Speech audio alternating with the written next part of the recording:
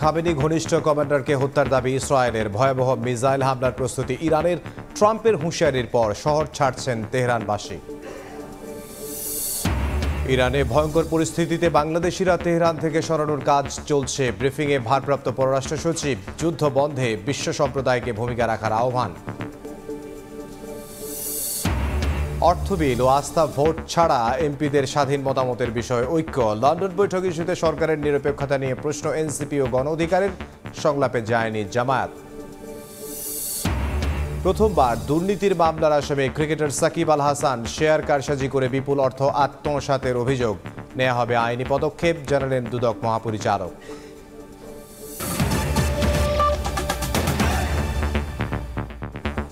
সময় সংবাদের সঙ্গে আছি আমি ইমদাদুল হক। শুরুতেই আন্তর্জাতিক প্রসঙ্গ।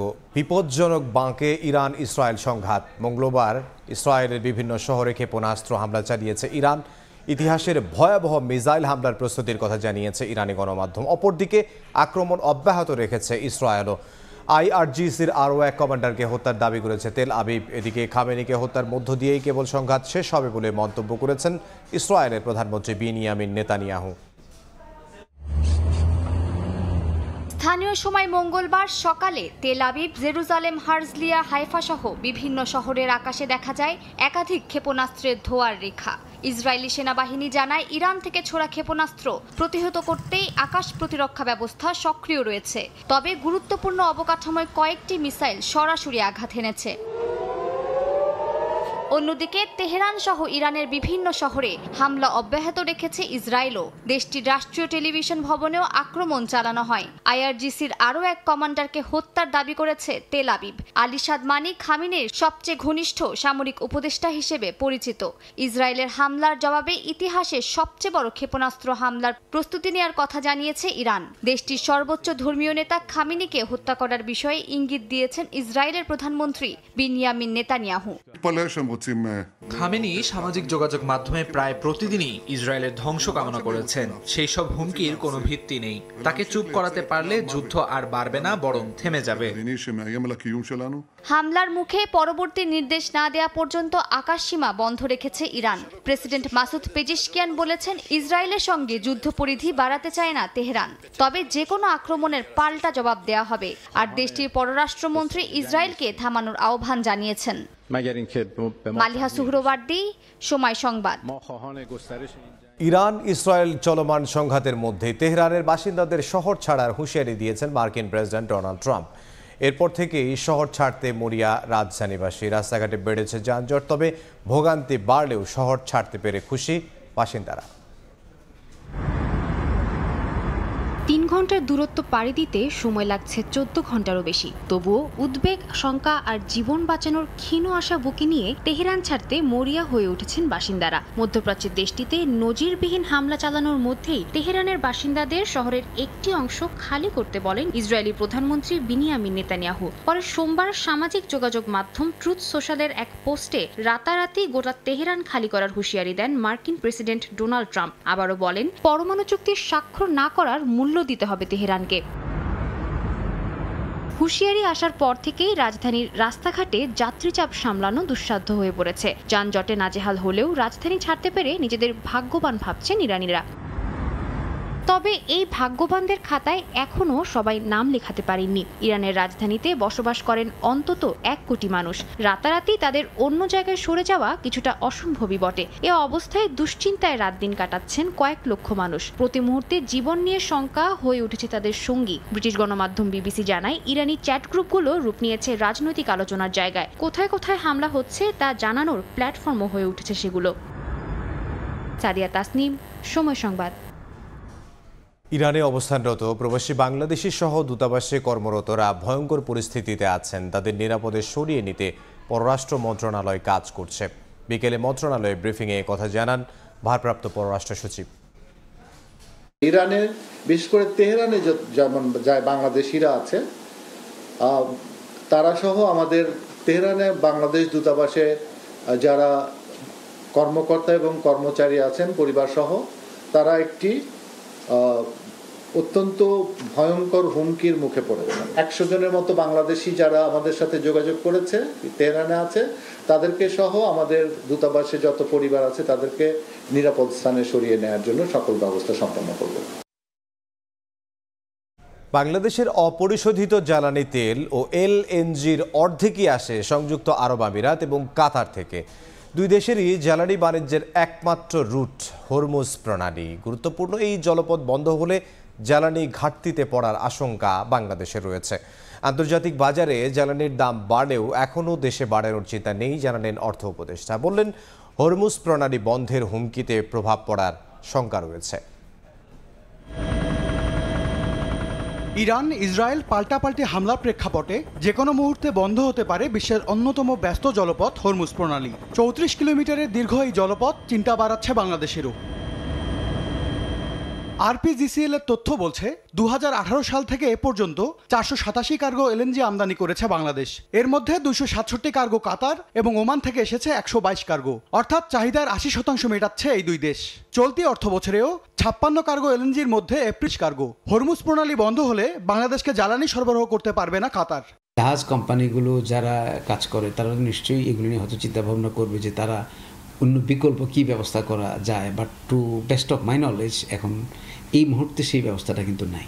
মঙ্গলবার সরকারি ক্রয় সংক্রান্ত উপদেষ্টা পরিষদ কমিটির সভায় 612 কোটি টাকা ব্যয়ে মার্কিন প্রতিষ্ঠান এক্সিলারেট এনার্জি থেকে 1 কার্গো এলএনজি আমদানির অনুমোদন দেওয়া হয়েছে। আগের দামই কেনা হচ্ছে বলে জানান অর্থ উপদেষ্টা। তবে যুদ্ধ পরিস্থিতি কোন দিকে যাচ্ছে তার উপর নির্ভর করবে ভবিষ্যতের দাম। আজকে যেটা দিলাম ওটা ওল্ড প্রাইসে ওরা কোট করেছে, ভাগ্য ভালো যে ওই প্রাইস আমরা পাবো আপাতত। বাট আমরা অবজার্ভ করছি যদি যুদ্ধটা বেশি দিন চলে, এটা এফেক্ট যদি হয় তখন আমাদের উপর একটু প্রেশার পড়বে।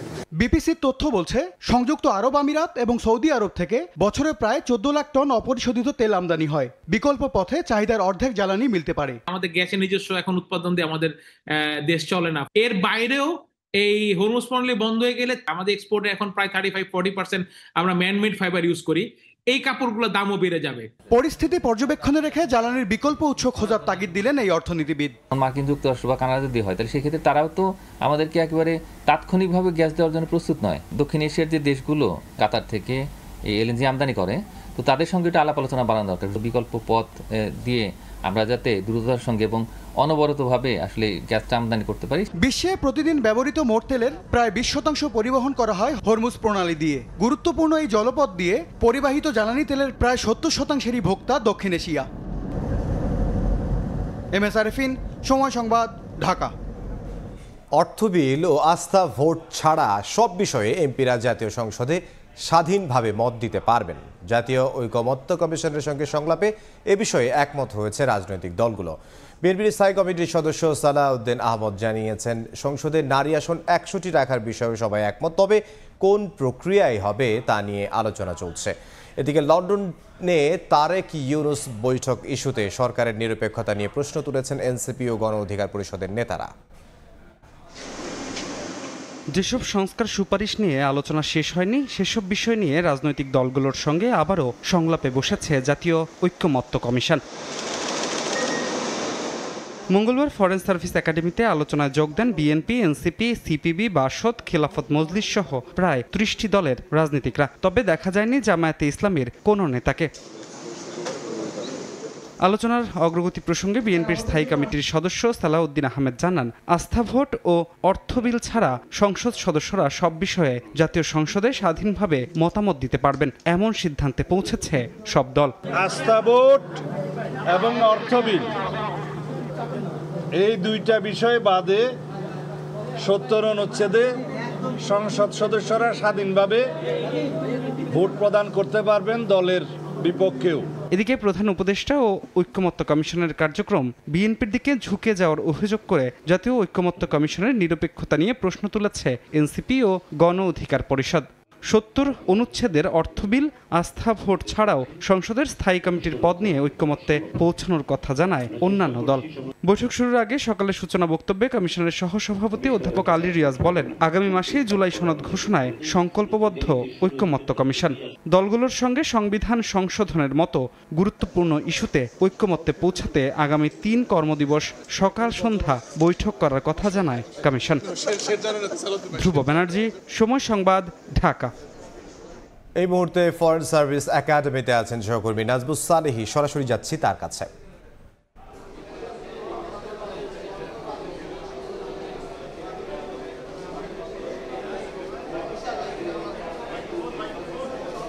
আজকের আলোচনার দ্বিতীয়ার্ধের আলোচনা এখন চলছে, অর্থাৎ মধ্যাহ্ন ভোজের পর পুনরায় আবার শুরু হয়েছে আলোচনা। গুঞ্জন ছিল যে সকাল সেশনে যেহেতু জামাত ইসলামের প্রতিনিধি কোনো এখানে কেউ আসেননি, সুতরাং লাঞ্চের পরে হয়তো কেউ তারা আসতে পারে, সেই গুঞ্জন ছিল। তবে জামাতের পক্ষ থেকে আসলে যারা যোগাযোগ করেছি তারা আসলে জানিয়েছেন জামাত ইসলামের পক্ষ থেকে কেউ আজকে আসবে না বলে তারা জানিয়েছেন। আগামী 2 দিন সংলাপ আছে, সেখানে তাদের অংশ নেওয়ার সুযোগ আছে। সুতরাং বলা চলে যে এই মুহূর্তে বাংলাদেশের অন্যতম বড় একটি রাজনৈতিক দল জামাতকে ছাড়াই সংলাপের আলোচনা দ্বিতীয় দিনের মতো চলছে, কারণ দ্বিতীয়বারের মতো শেষ দিকের আলোচনা চলছে, কারণ জামাত কিন্তু এখনও আলোচনায় যোগ দেয়নি।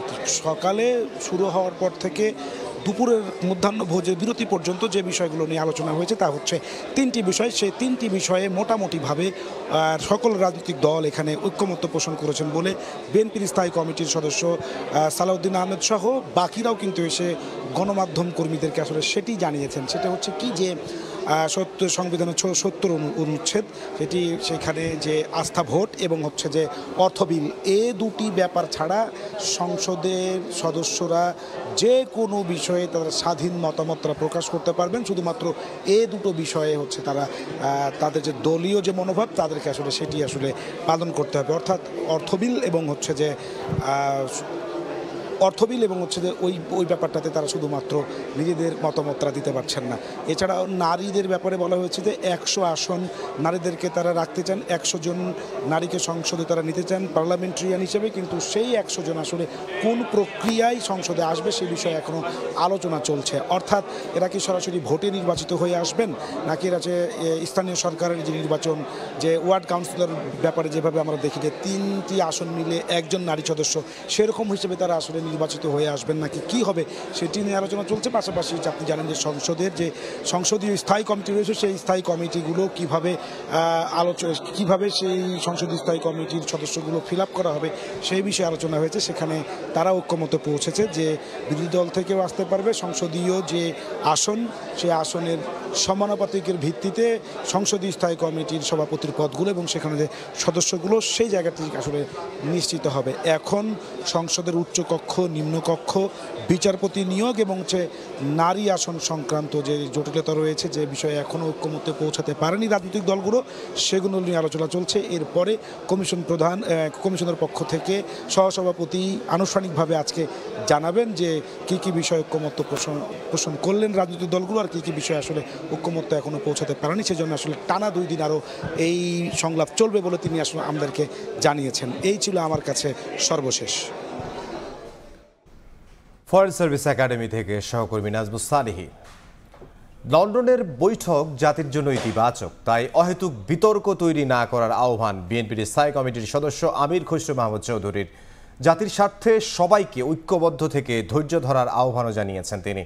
সকালে গুলশানে বিএনপি চেয়ারপারসনের কার্যালয়ে মির্জা ফখরুল ইসলাম আলমগীরের নেতৃত্বে দলের প্রতিনিধির সঙ্গে বাংলাদেশে নিযুক্ত ব্রাজিলের রাষ্ট্রদূতের বৈঠক হয়। পরে আমির খসরু বলেন, নির্বাচনের তারিখ নির্ধারণে ইসির সঙ্গে অবশ্যই কথা বলা উচিত অন্তর্বর্তী সরকারের। আন্তর্জাতিক পরিস্থিতির সঙ্গে বাংলাদেশের নির্বাচনের কোনো সম্পর্ক নেই, সময় মতো দেশে নির্বাচন অনুষ্ঠিত হবে বলে মনে করেন আমির খসরু। তিনি আরও বলেন, ইশরাক হোসেনের মেয়র ও শপথ প্রসঙ্গে সরকারের কার্যক্রমের উপর নজর রাখছে বিএনপি।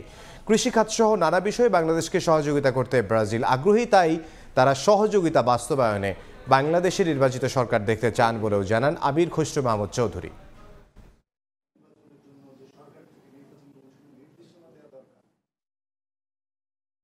লন্ডনে যে বৈঠক হয়েছে এটা আমার মনে হয় জাতির জন্য একটা বড় ধরনের একটা ইতিবাচক ঘটনা ঘটেছে। আমরা ওইটাকে সেইভাবেই দেখি। আমরা এর মধ্যে কোনো ধরনের প্রশ্নবিদ্ধ করে আমাদের ভবিষ্যৎ সামনের দিকে চলার পথটাকে বিঘ্নিত করা ঠিক হবে না। রমজানের আগে নির্বাচনের ব্যাপারে একটা জাতীয় ঐক্যমত আছে, এটা সবারই মতামত। এরকম একটা সিদ্ধান্তে আসার পরে সবার মধ্যে একটা স্বস্তি ফিরে আসছে এবং এই জায়গাটার মধ্যে কোনো অসুবিধা আমি দেখছি না। আমি নিশ্চয়ই সরকারের সাথে নির্বাচন কমিশনের কথা হবে এই ব্যাপারে, এটা তো খুবই স্বাভাবিক, এটা তো রুটিন ব্যাপার, তাই না?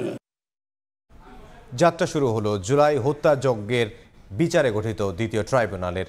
প্রথমবারের মতো এজলাসে বসলেন 3 বিচারপতি। রীতি অনুযায়ী তাদের সংবর্ধনা দিয়েছে অ্যাটর্নি জেনারেল ও চিফ প্রসিকিউটরের কার্যালয়। এ সময় ট্রাইব্যুনাল 2-এর চেয়ারম্যান বলেন, আল্লাহর উপর ভরসা করে দায়িত্ব নিয়েছেন, হুমকি দিয়ে সন্ত্রাস করে ন্যায় বিচার থেকে সরানো যাবে না তাদের। এদিন শেখ হাসিনা ও আসাদুজ্জামান কামালকে 24 জুন আত্মসমর্পণের নির্দেশ দিয়ে পত্রিকায় বিজ্ঞপ্তি জারি করেছে ট্রাইব্যুনাল 1। জুলাই আগস্টের হত্যাযজ্ঞের 11 মাসের মাথায় যাত্রা শুরু হলো আন্তর্জাতিক অপরাধ ট্রাইব্যুনাল 2-এর। মঙ্গলবার প্রথমবারের মতো এজলাসে বসেন 3 বিচারপতি। তাদের দেয়া হয় সংবর্ধনা।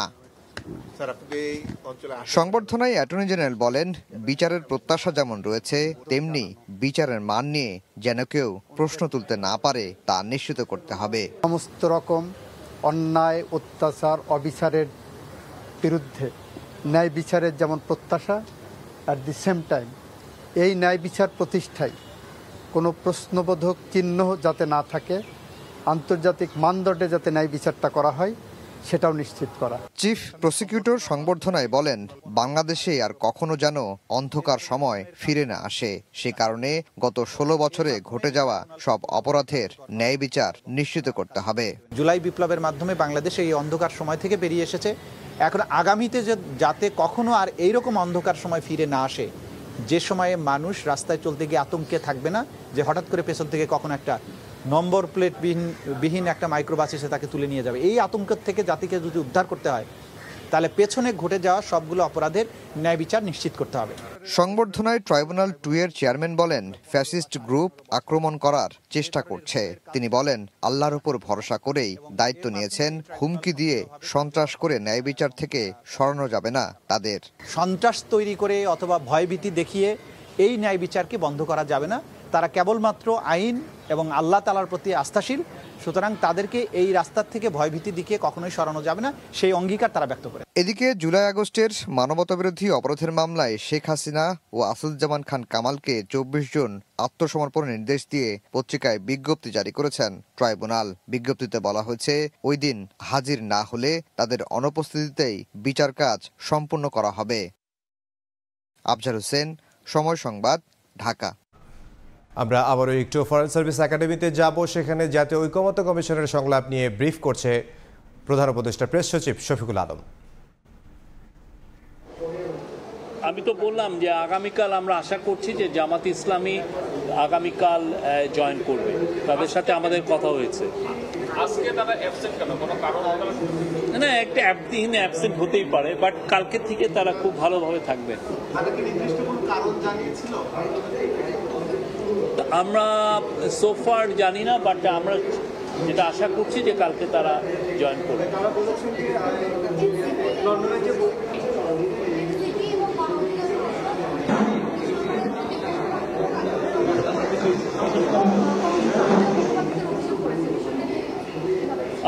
আমরা মনে করি আমরা সর্বোচ্চ নিউট্রালিটি মেনটেন করছি। আমরা সবার কথা শুনছি। জুলাই গণঅভ্যুত্থানে যারা জয়েন করেছে আমরা সবার সাথে সমান, সবার সাথে আমরা সবাইকে আমরা মনে করি তারা সবাই আমাদের অংশীজন। তো আমার মনে হয় না যে এটা মানে সত্য। আমরা আমাদের সর্বোচ্চ নিউট্রালিটি রাখছি।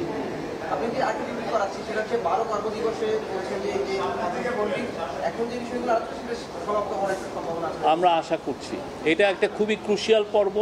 খুব দেখছেন তো আজকের থেকে ইন্টেন্সিভ ডিসকাশন হচ্ছে, খুবই সুন্দর পরিবেশে সমস্ত প্রায় সব পার্টিগুলো এসছেন এবং আমরা আশা করছি যে এটা খুব স্মুথলি আমরা জুলাই চার্টারটা গৃহীত হবে। যে জামাত যে প্রেস রিলিজটা দিয়েছিল সেখানে বোঝা গেছে যে তারা লন্ডনে যে যৌথ ঘোষণা সেটা তারা সন্তুষ্ট না। তো আজকে যে তারা বৈঠকে আসলেন না, এটা কি ওইটার ফলাফল? আপনারা ওনাদেরকে জিজ্ঞেস করবেন, ওনাদের কাছে জিজ্ঞেস করবেন। তাহলে কালকে তো ওনারা আসছেন আশা করছি। আপনারা তো যোগাযোগ করেছেন, আপনাদের কাছে মানে কোনো ক্লারিফিকেশন দেয়নি? আমরা মনে হয় এটা আপনারা তাদের কাছ থেকে শুনবেন। প্রধান উপদেষ্টার বক্তব্যে নিরপেক্ষতা নিয়ে বারবার এনসিপি এবং জামাতের পক্ষ থেকে কথা বলা হচ্ছে, নিরপেক্ষতা নিয়ে প্রশ্ন তোলা হচ্ছে। প্রধান উপদেষ্টার পক্ষ থেকে এই বিষয়ে কোনো জবাব আছে? এটা আমি তো আজকে বললাম যে আমরা মনে করি আমরা সম্পূর্ণ নিরপেক্ষ আমাদের কাজে এবং আমাদের কথায়, আমরা সম্পূর্ণ নিরপেক্ষ এবং যারা আমাদের এই জুলাই অগাস্টেরও গণঅভ্যুত্থানে ছিল যতগুলো পার্টি যারাই ছিল সবার প্রতি আমরা সমানভাবে নিরপেক্ষ। আমরা মনে করি এই প্রত্যেকটা পার্টি আমাদের অংশীজন।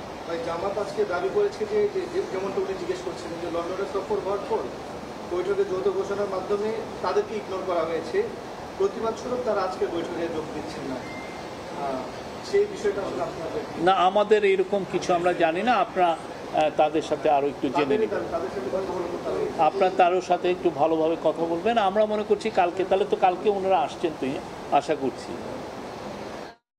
ফরেন সার্ভিস একাডেমিতে ছিলাম সরাসরি, সেখানে কথা বলছিলেন প্রধান উপদেষ্টা প্রেস সচিব শফিকুল আলম। সময় সংবাদে আরও থাকছে। ঢাকা সহ দেশের বিভিন্ন স্থানে বৃষ্টি, ডুবেছে খুলনা নগরী। গরমের তীব্রতা কমায় স্বস্তি। গাইবান্ধায় ব্রহ্মপুত্রের ভাঙনে বাড়ি ঘর হারানোর শঙ্কায় কয়েকশো পরিবার।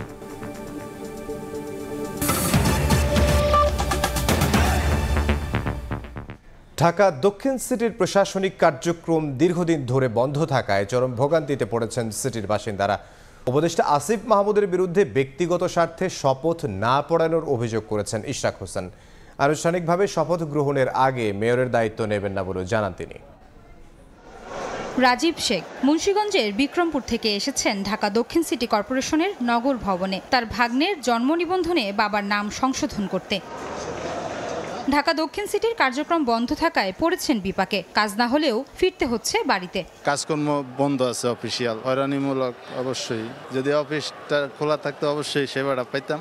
রাজীবের মতো আরো অনেকেই সেবা নিতে এসেছেন নগর ভবনে। কেউ এসেছেন ট্রেড লাইসেন্স নবায়ন করতে, কেউ বা এসেছেন দোকান ভাড়া পরিশোধ করতে। নির্দিষ্ট সময় পার হলে গুনতে হবে বাড়তি টাকা। এ নিয়ে চিন্তায় সেবাগ্রহীতারা। ভিতরে কোনো অফিসার, কোনো লোকজন নাই, তো আমার এই মাসের 30 তারিখে যদি আমি ভাড়া না দিতে পারি আমার জরিমানা দিতে হবে। এটার জন্য আমার আরেকটা লাইসেন্স আছে, ওই লাইসেন্সটা করতে পারবো না।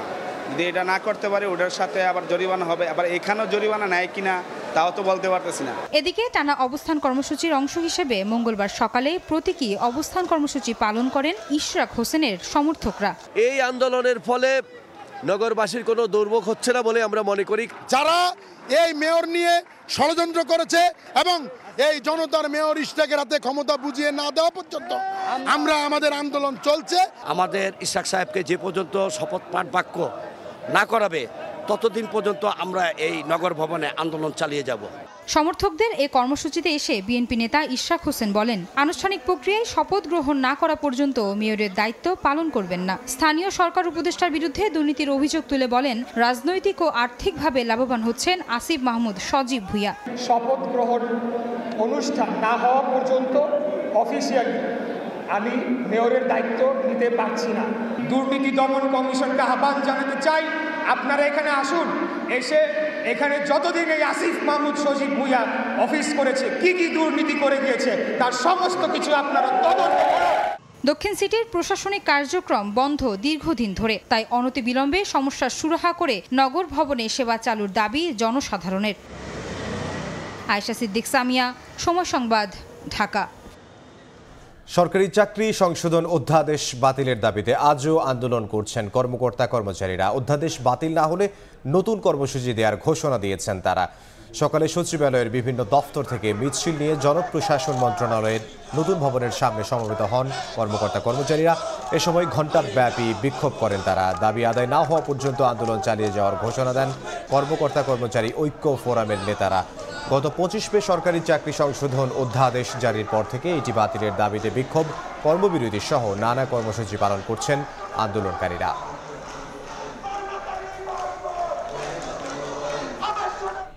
প্রথমবারের মতো দুর্নীতির মামলার আসামি হলেন ক্রিকেটার সাকিব আল হাসান। 250 কোটি টাকার বেশি শেয়ার বাজার থেকে কারসাজি করে আত্মসাতের ঘটনায় এ মামলা করেছে দুদক। মামলায় সাকিবের সঙ্গে আসামির তালিকায় আছেন আরও 14 জন।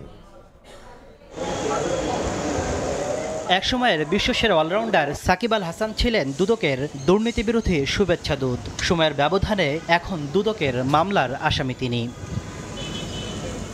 5 আগস্ট পট পরিবর্তনের পর মাগুরা 1 আসনের আওয়ামী লীগের সাবেক এই সংসদ সদস্যের বিরুদ্ধে শেয়ার বাজার থেকে শত কোটি টাকা আত্মসাতের অভিযোগ আসে দুদকে। প্রায় 4 মাসের অনুসন্ধান শেষে দুদক বলছে সাধারণ বিনিয়োগকারীদের প্রলুব্ধ করে সাকিব আল হাসান ও তার সহযোগীরা হাতিয়ে নিয়েছে 256 কোটি টাকা। এর মধ্যে সাকিবের বিরুদ্ধে সরাসরি 2 কোটি 95 লাখ টাকা আত্মসাতের অভিযোগ আনা হয়েছে। এ ঘটনায় সাকিব সহ 15 জনের বিরুদ্ধে মামলা করেছে সংস্থাটি। জনাব মোহাম্মদ আবুল খায়ের উপনিবন্ধক সমবায় অধিদপ্তর, জনাব সাকিব আল হাসান এবং জনাব কাজী সাদি হাসান সহ 15 জন বিভিন্ন ব্যক্তির নামে মার্কেট থেকে 256 কোটি 97 লক্ষ টাকারও বেশি আত্মসাৎ করা হয়েছে। দুদকের মহাপরিচালক জানান, সাকিব আল হাসান এখন ফৌজদারি মামলার আসামি। তার বিরুদ্ধে তদন্তকারী কর্মকর্তা আইনগত ব্যবস্থা নিতে পারবেন। এটা একটি ফৌজদারি মামলা এবং এই মামলার তিনি একজন এজাহার নামীয় আসামি। সুতরাং আমরা সেইখানে আমাদের তদন্তকারী কর্মকর্তা দল তারা এই বিষয়গুলি বিবেচনা করবেন, কিভাবে কোন প্রেক্ষাপটে কি ধরনের ব্যবস্থা গ্রহণ করতে হবে। এদিকে ব্রিটিশ এমপি টিউলিপ সিদ্দিকের বিরুদ্ধে গুলশানে অবৈধভাবে ফ্ল্যাট গ্রহণের মামলায় রাজউকের সাবেক চেয়ারম্যান হুমায়ুন খাদেম সহ সাবেক 9 কর্মকর্তাকে 22 ও 23 জন তলব করেছে দুদক। তাসলিম তৌহিদ, সময় সংবাদ, ঢাকা। দক্ষিণ বঙ্গোপসাগরে মৌসুমী বায়ুপ্রবাহ সক্রিয় থাকায় আগামী 48 ঘন্টার মধ্যে রংপুর, রাজশাহী ছাড়া বাকি সব বিভাগে ভারী থেকে অতি ভারী বর্ষণ হতে পারে বলে জানিয়েছে আবহাওয়া অফিস। একই সঙ্গে মৌসুমী বায়ুর প্রভাবে লঘুচাপ সৃষ্টি হওয়ায় দেশের দক্ষিণ উপকূলীয় সমুদ্র অঞ্চলকে 3 নম্বর সতর্ক সংকেত দেখিয়ে যেতে বলা হয়েছে। এদিকে হালকা বৃষ্টিতে কয়েকদিনের তীব্র গরম থেকে স্বস্তি পান ঢাকাবাসী। ভোর থেকেই আকাশ মেঘাচ্ছন্ন, থেমে থেমে হয় বৃষ্টি। এতে কয়েকদিনের তীব্র গরম থেকে স্বস্তি পান নগরবাসী। তবে হালকা বৃষ্টিতে স্বস্তি পেলেও ভারী বৃষ্টি হলে জলাবদ্ধতা যে দুর্ভোগ হয় তা নিয়ে আতঙ্কের কথা জানান তারা। হঠাৎ করে বৃষ্টিটা হওয়ার কারণে, আবহাওয়াটা একটু চেঞ্জ হওয়ার কারণে অনেক ভালো লাগছে। সাধারণ মানুষের জন্য স্বস্তিদায়ক, আবার যদি বেশি হয় তাহলে আবার অস্বস্তি। জলাবদ্ধ তৈরি হয়, বিভিন্ন রাস্তা যেটা নিচু, লোকজন চলাফেরা একটু কষ্ট হয়। এদিকে দক্ষিণ বঙ্গোপসাগরে মৌসুমী বায়ুপ্রবাহ সক্রিয় থাকায় ভারী বৃষ্টিপাতের পূর্বাভাস দিয়েছে আবহাওয়া অধিদপ্তর। আগামী 48 ঘন্টার মধ্যে দেশের রংপুর, রাজশাহী ছাড়া বাকি বিভাগের বেশিরভাগ জায়গায় ভারী থেকে অতি ভারী বর্ষণ হতে পারে বলে জানিয়েছেন আবহাওয়াবিদ। যেহেতু নর্থ বেতে মৌসুমী বায়ু সক্রিয় অবস্থায় আছে, সেহেতু আমরা সমুদ্র বন্দরগুলোর জন্য ঝোড়ো হাওয়া এবং অতি ভারী বৃষ্টিপাতের জন্য 3 নম্বর সতর্কতা সংকেত দিয়েছি। বিদ্যমান যে তাপপ্রবাহ অবস্থা ছিল সেটা প্রশমিত হয়ে গেছে, এখন অনেকটা স্বস্তিদায়ক অবস্থার মধ্যে আছে এবং এই অবস্থাটা আগামী 2-1 দিন বা আগামী কয়েকদিন অব্যাহত থাকতে পারে। মৌসুমী বায়ু সক্রিয় থাকায় লঘুচাপের কারণে দেশের দক্ষিণ উপকূলীয় ও সমুদ্র অঞ্চলকে 3 নম্বর সতর্ক সংকেত দেখিয়ে যেতে বলেছে আবহাওয়া অধিদপ্তর। আবু সাইদ নিশান, সময় সংবাদ, ঢাকা। মাত্র 2 ঘন্টার বৃষ্টিতেই খুলনা শহরের বিভিন্ন এলাকা তলিয়ে গেছে। এতে দুর্ভোগে পড়েছেন নগরবাসী। এই মুহূর্তে খুলনার পিটিআই মোড়ে আছেন সহকর্মী আব্দুল্লাহ আল মামুন রুবেল। সরাসরি যাব তার কাছে। রুবেল,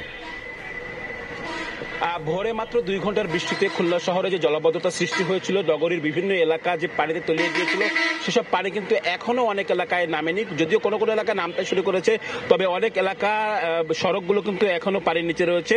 যেমন পিটিআই মোড় থেকে আহসান আহমদ রোড সংলগ্ন যে সড়কটি, সেই সড়কে কিন্তু আমরা দেখতে পাচ্ছি এখনো একেবারে পানির নিচে তলিয়ে রয়েছে এবং সকাল থেকে যারা ভোগান্তিতে পড়েছিলেন তারা এখনো কিন্তু, যারা খুলনা সাধারণ মানুষ বা পথচারী রয়েছেন বা যারা শিক্ষার্থী রয়েছেন, যারা এই পথে চলাচল করছেন, তারা কিন্তু ভোগান্তিতে পড়েছেন। বিশেষ করে যানবাহন পাওয়া যাচ্ছে না। যে সমস্ত যানবাহন এই সড়ক দিয়ে চলাচল করছে তাদের অনেক সড়কটি কিন্তু বিকল হয়ে যাচ্ছে। সিটি কর্পোরেশন কর্তৃপক্ষ সকাল থেকে যে জলাবদ্ধতা সৃষ্টি হয়েছে, এর পরপরই কিন্তু নগরীর বিভিন্ন পয়েন্টে তারা পানি নিষ্কাশনের কাজ করছে বলে আমাদের জানিয়েছে। তবুও কিন্তু আমরা দেখতে পাচ্ছি নগরীর বিভিন্ন এলাকায় এখনো পানির তলে ডুবে রয়েছে। এখানকার যারা ভোগান্তি তারা আসলে বারবার অভিযোগ করছেন যে একটু বৃষ্টি হলেই খুলনা শহরে যে জলাবদ্ধতা সৃষ্টি হয় এবং এই জলাবদ্ধতা কিন্তু খুব সহজেই দূর হয় না। সকালে সামান্য বৃষ্টিতে যদি জলাবদ্ধতা হয় তা কিন্তু বিকেল গড়িয়ে সন্ধ্যা পর্যন্ত আসলে থেকে যায়। তেমন দৃশ্য কিন্তু আমরা দেখতে পাচ্ছি খুলনা নগরীর এই মুহূর্তে এই পিটিআই মোড় এলাকায়। এছাড়াও কিন্তু আমরা বলতে পারি খুলনা নগরীর রয়্যাল মোড়, টুটপাড়া, সোনাডাঙ্গা, রূপসা, খালিশপুর, বাস্তুহারা বিভিন্ন এলাকাও কিন্তু সকাল থেকে পানি জমেছিল এবং সেসব জায়গায় কোনো কোনো জায়গায় পানি নামতে শুরু করেছে, অনেক জায়গায় কিন্তু এখনো পানি রয়ে গেছে। আশেপাশে যারা সমস্ত সড়কের পাশে যে সমস্ত ব্যবসা প্রতিষ্ঠান রয়েছে, সেসব ব্যবসা প্রতিষ্ঠানেও কিন্তু পানি প্রবেশ করেছে। সিটি কর্পোরেশন কর্তৃপক্ষ বলছে যে বিভিন্ন স্থানে সড়ক উন্নয়ন এবং ড্রেনের কাজের উন্নয়ন কাজ থাকায় বিভিন্ন স্থানে সড়কের ড্রেনের মুখ বন্ধ করে রাখায় কিন্তু আসলে পানি সহজে নামতে পারছে না। এ কারণেই কিন্তু আসলে এই জলাবদ্ধতা সৃষ্টি হয়েছে এবং তারা আসলে বলছেন যে এই জলাবদ্ধতা দূরীকরণের জন্য তারা কিন্তু আসলে বেশ কয়েকটি প্রকল্প গ্রহণ করেছেন, নতুন প্রকল্প নেওয়া হয়েছে এবং তারা প্রত্যাশা করছেন যে এই সমস্ত প্রকল্প শেষ হলে এই খুলনা নগরের যে জলাবদ্ধতা সেটি আসলে দূর হবে। তো আমার কাছে এই ছিল খুলনা থেকে জলাবদ্ধতা নিয়ে সবশেষ খবর। খুলনার জলাবদ্ধতা নিয়ে আমাদেরকে জানাচ্ছিলেন সহকর্মী আব্দুল আল মামুন রুবেল। করোনাকালে স্বাস্থ্য অধিদপ্তর থেকে মৃত্যুর যে সংখ্যা প্রকাশ করা হয়েছিল প্রকৃত সংখ্যা এর চেয়ে অনেক বেশি এমন দাবি করেছেন আন্তর্জাতিক উদরময় গবেষণা কেন্দ্র আইসিডিডিআরবির গবেষকরা। তাদের মতে যারা হাসপাতালে আসেননি, যারা করোনার সব উপসর্গ নিয়ে ভুগেছেন তাদের মৃত্যু সরকারি পরিসংখ্যানে নেই।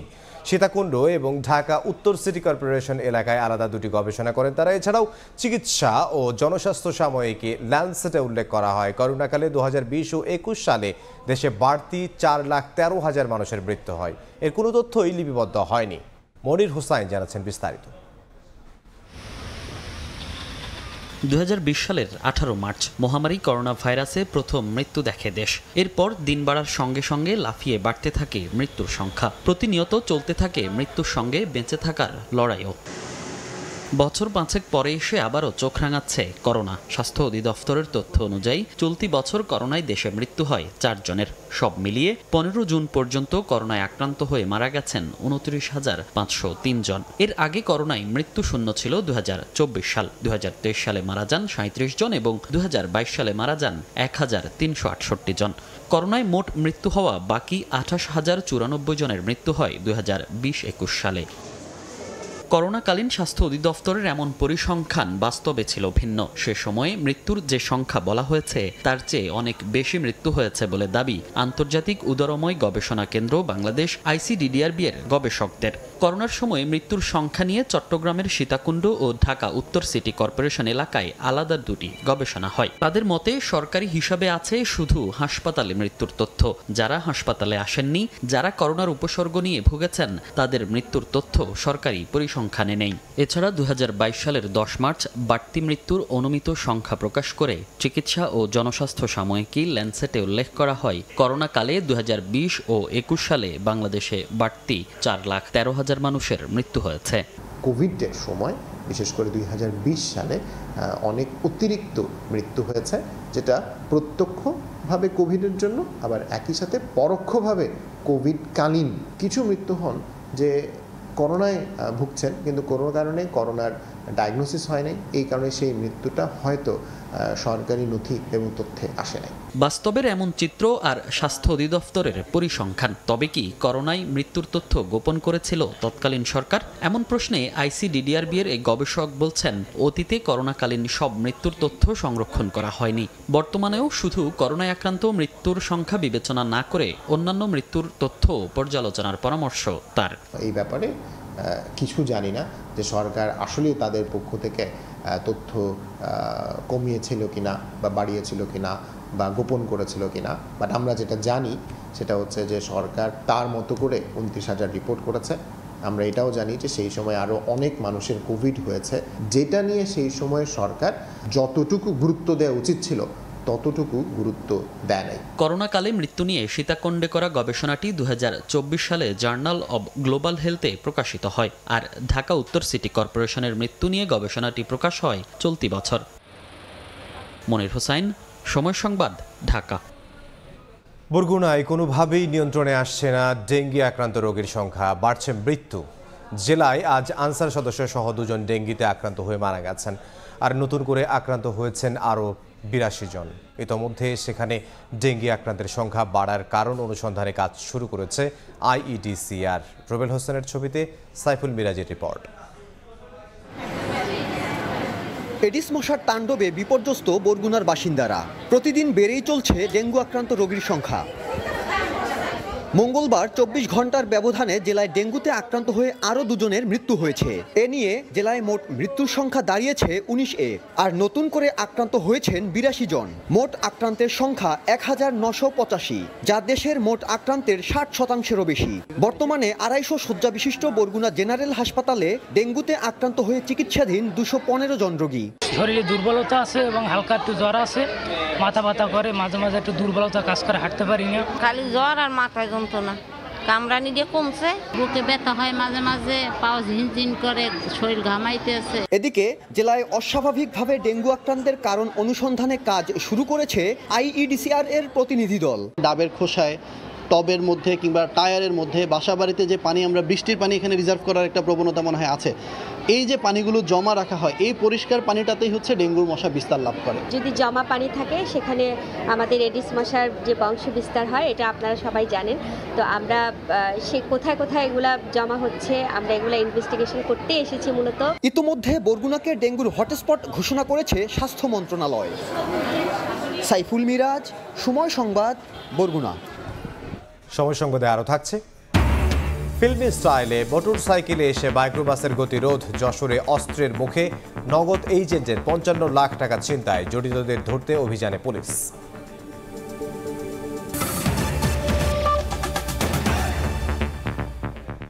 ঢাকা বিশ্ববিদ্যালয়ে ককটেল উদ্ধারের ঘটনায় উদ্বেগ জানিয়ে জড়িতদের গ্রেফতার এবং ক্যাম্পাসের নিরাপত্তা নিশ্চিতের দাবিতে বিক্ষোভ মিছিল করেছে ছাত্রদল। দুপুরে ছাত্রদল ঢাকা বিশ্ববিদ্যালয় শাখার উদ্যোগে টিএসসি থেকে বিক্ষোভ মিছিল শুরু হয়। ক্যাম্পাসের গুরুত্বপূর্ণ সড়ক প্রদক্ষিণ করে মিছিলটি পরে অপরাজেয় বাংলার পাদদেশে অনুষ্ঠিত হয় বিক্ষোভ সমাবেশ। ছাত্রদল নেতারা বলেন, 10 মাসে ক্যাম্পাসে 2টি হত্যাকাণ্ড সাধারণ শিক্ষার্থীদের নিরাপত্তা হুমকির মুখে ফেলেছে। অবিলম্বে নিরাপত্তা জোরদারের পাশাপাশি হত্যাকাণ্ডের বিচার দাবি করেন তারা। ঢাকা বিশ্ববিদ্যালয়ের আবাসিক হলগুলোতে এখনো ছাত্রলীগের বিচরণ রয়েছে, হলে হলে শিক্ষার্থীদের নির্যাতনকারীদের অবস্থান রয়েছে। আমরা তাদের বিরুদ্ধে ব্যবস্থা গ্রহণের অনুরোধ জানিয়েছি। রাজধানীতে চলাচলকারী মেয়াদ উত্তীর্ণ ও ফিটনেসবিহীন গণপরিবহনের বিরুদ্ধে আইনি ব্যবস্থা নিতে যৌথ বাহিনীর সহযোগিতায় অভিযান পরিচালনা করছে বিআরটিএ ও পরিবেশ অধিদপ্তর। দুপুরে রাজধানীর খিলক্ষেতে পুলিশ ও সেনাবাহিনীর সহায়তায় এই বিশেষ অভিযান পরিচালিত হয়। এই সময় ফিটনেস না থাকা, ত্রুটিপূর্ণ যন্ত্রাংশ, অতিরিক্ত কালো ধোঁয়া নির্গমন, সিগন্যাল লাইট বিকল থাকা এবং হাইড্রোলিক হর্ন ব্যবহারের অভিযোগে বেশ কয়েকটি যানবাহনের বিরুদ্ধে মামলা ও জরিমানা করা হয়। ফিটনেস না থাকার অভিযোগে 2টি বাসকে ডাম্পিং করা হয়।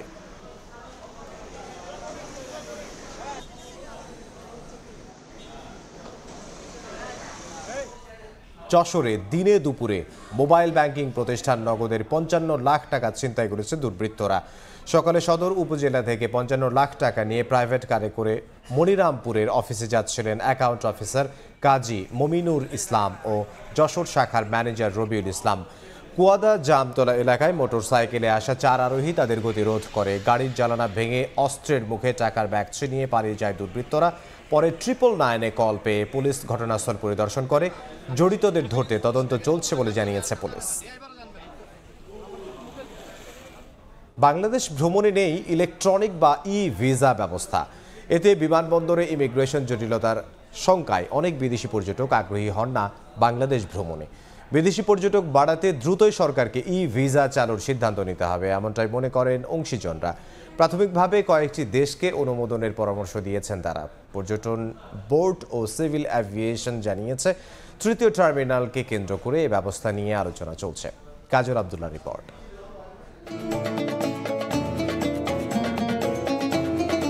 ইতিহাস, ঐতিহ্য আর নির্মাণ শৈলীতে গাঁথা তুরস্ক পর্যটকদের কাছে অন্যতম পছন্দের দেশ এটি।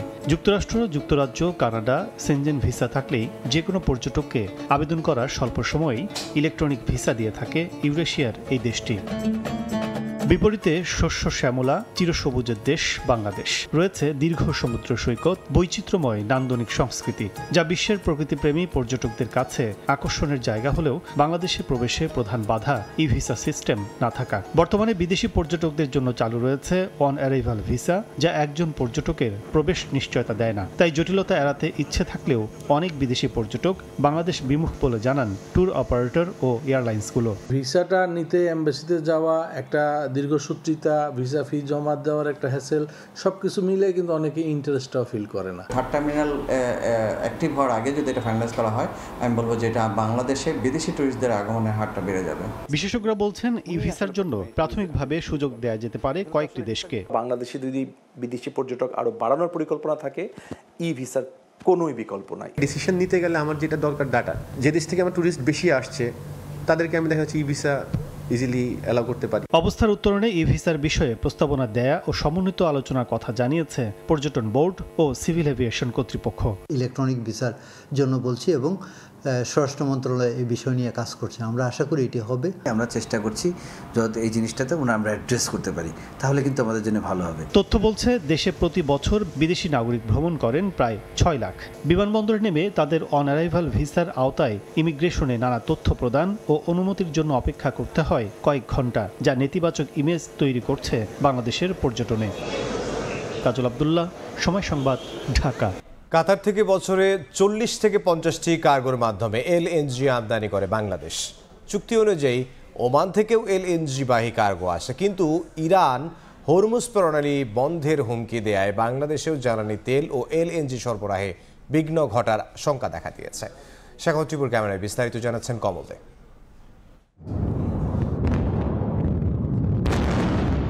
কয়েকদিন ধরে ইরান এবং ইসরায়েলের মধ্যে চলছে হামলা পাল্টা হামলা, আর এ নিয়ে উত্তেজনা বিরাজ করছে পুরো মধ্যপ্রাচ্যে। কিন্তু সংঘাতের মাঝেই গুরুত্বপূর্ণ হয়ে উঠেছে পারস্য উপসাগরকে আরব সাগরের সঙ্গে সংযুক্তকারী মাত্র 30 মাইল প্রস্থের হরমুজ প্রণালী। গুরুত্বপূর্ণ এই নৌরুট দিয়ে বিশ্বের 30% তেল বহনকারী ওয়েল ট্যাঙ্কারগুলো চলাচল করে। একই সঙ্গে মধ্যপ্রাচ্যের দেশগুলো থেকে বাংলাদেশ জ্বালানি তেলের পাশাপাশি এলএনজি আনার অন্যতম নৌপথ। বাংলাদেশের একটা মেজরিটি ক্রুড অয়েল এবং বাংলাদেশের যেই গ্যাস হরমুজ প্রণালী দিয়ে আসে, কেমন? তো হরমুজ প্রণালী যদি সমস্যা হয়, এটা বাংলাদেশের জন্য অবশ্যই একটু চিন্তার কারণ। বাংলাদেশ বছরে কাতার থেকে 40 থেকে 50টি কার্গোর মাধ্যমে এলএনজি আমদানি করে। চুক্তি অনুযায়ী ওমান থেকেও এলএনজি কার্গো আসে বাংলাদেশে। এই অবস্থায় যুদ্ধের কারণে হরমুজ প্রণালী বন্ধের হুমকির মধ্যে থাকায় জ্বালানি তেল ও এলএনজি সরবরাহে বিঘ্ন ঘটার সংখ্যা দেখা দিয়েছে। বিকল্প হিসেবে লোহিত সাগরের বাবুল মান্ডে প্রণালীর কথা বলা হলো। তার কাছাকাছি অবস্থানে রয়েছে ইরানপন্থী হাউতি বিদ্রোহীরা। তেল বলেন, এলএনজি বলেন, পুরোটাই কিন্তু আমরা মিডল ইস্টার্নের উপর, কান্ট্রিগুলোর উপর, লাইক কাতার, সৌদি আরবিয়া, এদের উপর আমরা ডিপেন্ড করি। তো এই পথটা যদি বন্ধ হয়ে যায়, সে ডেফিনেটলি আমাদের যে সাপ্লাই চেইনটা আছে, লাইনটা আছে, সেটা ইম্প্যাক্টেড হবে। সেই ক্ষেত্রে আমাদের রিজার্ভের উপরেও একটা প্রভাব পড়তে পারে। হরমুজ প্রণালী এখনো বন্ধ না হলো বিশ্ববাজারে জ্বালানি তেলের দাম বাড়ছে। একই সঙ্গে ঝুঁকি বাড়ায় বাড়ছে জাহাজ ভাড়াও। ফলে অন্যান্য পণ্যের আমদানি ব্যয় বেড়ে যাচ্ছে বলে দাবি শিপিং ব্যবসায়ীদের। বিভিন্ন জাহাজ কোম্পানিগুলো তাদের জাহাজের ভাড়া বৃদ্ধি করবে। বর্তমানে জাহাজের ভাড়া যে পর্যায়ে আছে সেটা 30% থেকে 40% পর্যন্ত বেড়ে যেতে পারে। তবে এখন পর্যন্ত ইরান ইসরায়েল যুদ্ধের কোনো প্রভাব চট্টগ্রাম বন্দরে না পড়লেও সব ধরনের পরিস্থিতি মোকাবেলায় ব্যবস্থা নিতে শুরু করেছে তারা। এই মুহূর্তে চট্টগ্রাম বন্দর প্রস্তুত আছে। আমাদের আমদানিকারক রপ্তানিকারক যারা চট্টগ্রাম বন্দর ব্যবহার করছেন, তাদেরকে সব ধরনের লজিস্টিক সহযোগিতা প্রদানের মাধ্যমে তাদের অপারেশনাল কার্যক্রম এবং আমাদের অর্থনীতি চাকা সচল রাখার জন্য, সেক্ষেত্রে যদি তাদের কোনো বিকল্প পন্থা থাকে, সেক্ষেত্রে আমাদের যদি কোনো সহযোগিতার পথ খোলা থাকে, আমরা অবশ্যই তাদেরকে সহযোগিতা নিয়ে থাকবো। এই মুহূর্তে বাংলাদেশে জ্বালানি তেল কিংবা এলএনজির কোনো সংকট নেই। তবে ইরান এবং ইসরায়েল যুদ্ধ দীর্ঘস্থায়ী হলে বাংলাদেশ সহ দক্ষিণ এশিয়ার দেশগুলোর উপর বড় ধরনের নেতিবাচক প্রভাব পড়ার সংখ্যা বিশেষজ্ঞদের। কমল দে, সময় সংবাদ, চট্টগ্রাম। আবারও দেশের বাইরের খবর। G7 সম্মেলনে ভারতের প্রধানমন্ত্রী নরেন্দ্র মোদীর উপস্থিতিকে কেন্দ্র করে ক্ষোভে ফেটে পড়েছেন কানাডার শিখ সম্প্রদায়। নির্যার হত্যাকাণ্ডে ভারতের সংশ্লিষ্টতা এবং কৃষক আন্দোলনে সহিংসতা নিয়ে বিক্ষোভকারীরা মোদির বিরুদ্ধে বিভিন্ন অভিযোগ তোলেন। এদিকে সম্মেলনে মোদি বিশ্বের সমসাময়িক ইস্যু ছাড়াও সাইডলাইন বৈঠকে পাকিস্তানের সঙ্গে চলমান দ্বন্দ্ব নিয়েও আলোচনা করবেন বলে জানিয়েছে ভারতীয় গণমাধ্যম। G7 জোটের সদস্য না হওয়া সত্ত্বেও অতিথি হিসেবে ডাক পেয়েছেন ভারতের প্রধানমন্ত্রী নরেন্দ্র মোদি। তবে তার এই সফরের বিরুদ্ধে কানাডায় শুরু হয়েছে ব্যাপক বিক্ষোভ। শহরের মিউনিসিপ্যাল প্লাজায় আয়োজিত বিক্ষোভে মোদির কার্ডবোর্ড কাটআউট ভাঙচুর করা হয় এবং মোদি বিরোধী বিভিন্ন স্লোগানে উত্তাল হয়ে ওঠে চারপাশ। বিক্ষোভকারীদের দাবি, ভারতের গোয়েন্দা সংস্থা কানাডার নাগরিক হরদীপ সিং নিজ্জারকে হত্যা করে দেশটির সার্বভৌমত্ব লঙ্ঘন করেছে। তারা ভারতের জবাবদিহিতা দাবি করেন এবং মোদির সফরের বিরোধিতা করেন। ভারতের কৃষক আন্দোলনে হাজার হাজার কৃষকের মৃত্যুর অভিযোগ, শিখদের সন্ত্রাসবাদী হিসেবে চিহ্নিত করার প্রতিবাদ এবং একটি স্বাধীন খালিস্তান রাষ্ট্র গঠনের আহ্বানও জানান। অংশগ্রহণকারীরা বলেন তারা এমন একটি শান্তিপূর্ণ ও সাম্যের খালিস্তান চান যেখানে ঘৃণা বা বৈষম্যের কোনো জায়গা থাকবে না। অনেকে আশঙ্কা প্রকাশ করেন নিজ্জার হত্যার পর তারাও টার্গেট হতে পারেন। যদিও তারা বর্তমানে কানাডায় নিরাপদ মনে করছেন, ভবিষ্যৎ নিয়ে রয়েছে অনিশ্চয়তা। মোদির কাছে সবাই সন্ত্রাসী, তবে আমরা সন্ত্রাসী না। এখানে শান্তিপূর্ণ আন্দোলন চলছে। আমরা একটি স্বাধীন খালিস্তান রাষ্ট্রের দাবি জানাচ্ছি। মোদির জানা উচিত তার এই সফরে আমরা একটুও সন্তুষ্ট নই। আমরা কানাডার প্রধানমন্ত্রীর সিদ্ধান্তের বিরুদ্ধে নই, বরং শুধুমাত্র মোদি ও তার সরকারের বিরুদ্ধে আন্দোলন করছি, কারণ তারা হরদীপ নিজ্জারকে হত্যা করেছে।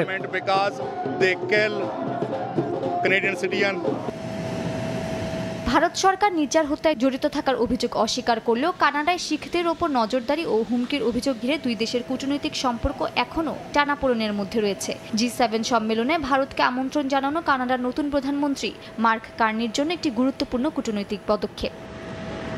বিভিন্ন দেশের শীর্ষ নেতাদের এই সম্মেলনের সাইডলাইন বৈঠকে ভারতের প্রধানমন্ত্রী পাকিস্তানের সঙ্গে চলমান উত্তেজনা নিয়ে আলোচনা করবেন বলে জানিয়েছে ভারতের পররাষ্ট্র মন্ত্রণালয়। এছাড়া দেশগুলোর সঙ্গে জ্বালানি নিরাপত্তা, প্রযুক্তি ও কৃত্রিম বুদ্ধিমত্তার মতো নানা ইস্যুতে চুক্তির সম্ভাবনা রয়েছে নয়াদিল্লির।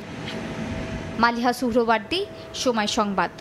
এই মুহূর্তে গল ইন্টারন্যাশনাল ক্রিকেট স্টেডিয়ামে আছেন সহকর্মী তারেক হাসান শিমুল। সবশেষ খবর জানতে সরাসরি যাব তার কাছে।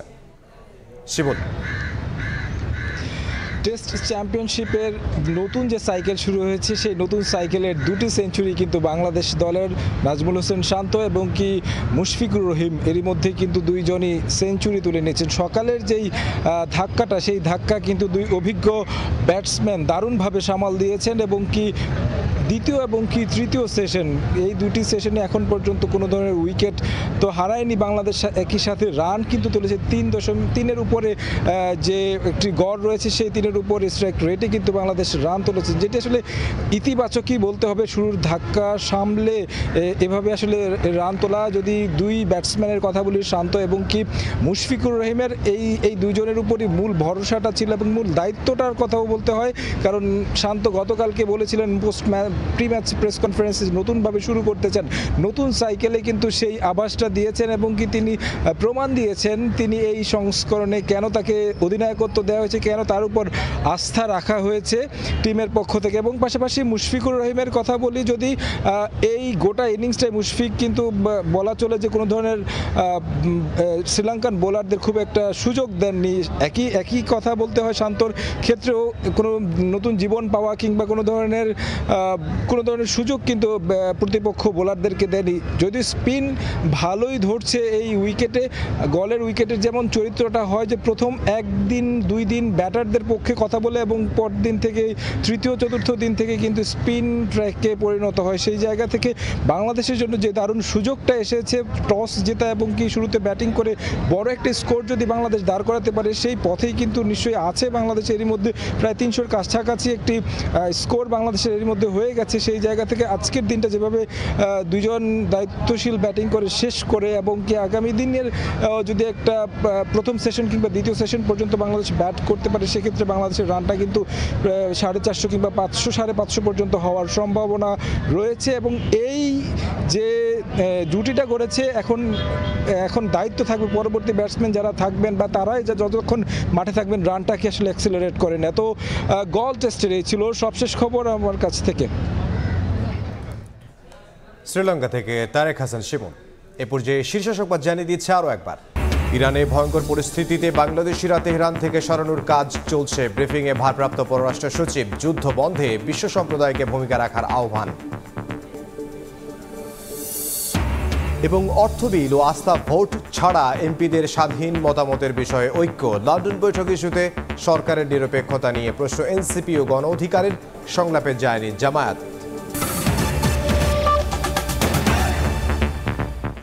এই ছিল সময় সংবাদে, সঙ্গে থাকুন সময়।